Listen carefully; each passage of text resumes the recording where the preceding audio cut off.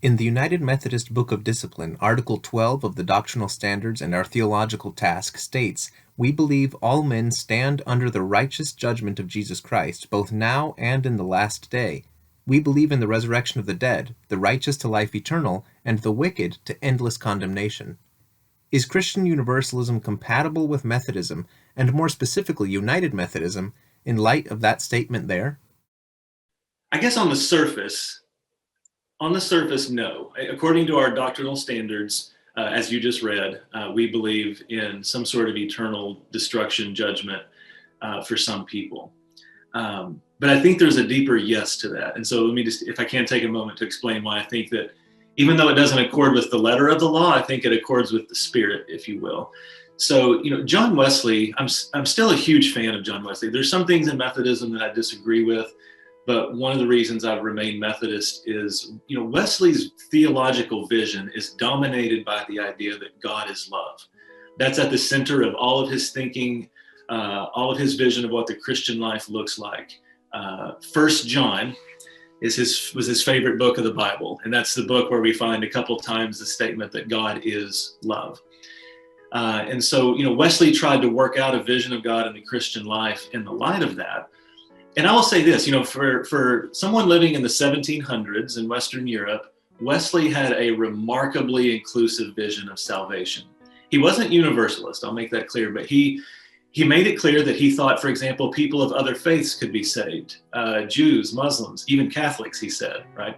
And he also had a vision of salvation that extended beyond humans. He thought that at least some of the animal kingdom would be somehow present in heaven. And so in our time, those ideas may sound kind of mainstream and almost non-controversial, but in the 1700s, those were really radical ideas. So Wesley did really challenge some key ideas about hell in his day. He maintained a view of hell, though, based on his understanding of Scripture. He's very similar to C.S. Lewis in this regard. I think both C.S. Lewis and John Wesley, I think all of their thinking kind of tends towards a universalist vision, but they both hold back because they were absolutely convinced that Jesus himself taught there would be an everlasting hell. And so they would point to passages, especially like Matthew 25, the sheep and the goats, some will go to everlasting punishment. And here's where I feel like we have to just acknowledge the fact that there's been a lot of scholarship over the last 300 years that people like John Wesley didn't have access to, right? There have been whole books written on the word translated as everlasting and how it may not mean quite literally unending duration, right? You're probably familiar with those.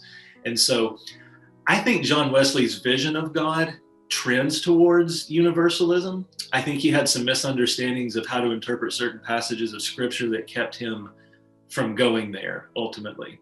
And so now, as to how this accords with United Methodism, you were right to read that one of our doctrines states that we, in a sense, deny universalism. However, there are other passages in our book of discipline, our kind of book of church law, if you will, that do talk about how theology is always an ongoing, constructive, deconstructive kind of task.